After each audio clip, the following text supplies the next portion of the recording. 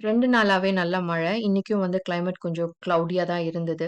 சரி ஸ்பெஷலா ஏதாவது லஞ்ச் ப்ரிப்பேர் பண்ணலாம் அப்படின்னு சொல்லிட்டு ப்ரான் தொக்கு பண்ணேன். அதுக்கப்புறம் ஃபிஷ் குழம்பு, கருவாடு ட்ரை ஃபிஷ் இருந்தது. ஸோ அதுவும் வந்துட்டு கொஞ்சமா வறுத்து வச்சிருந்தேன்.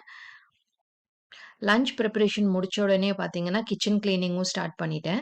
ஏன்னா நம்ம வந்து ட்ரை ஃபிஷ் எல்லாம் பண்ணனால எண்ணெய் பிசுக்கு நெறையாவே இருந்தது.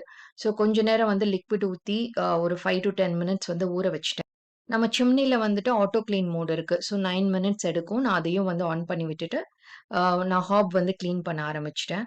ரொம்பவே ஸ்டெயின்ஸ் இருந்தனால, நான் வந்து இன்னைக்கு இந்த பிரஷ் யூஸ் பண்ணி தான் வந்து கொஞ்சம் கிளீன் பண்ணேன்.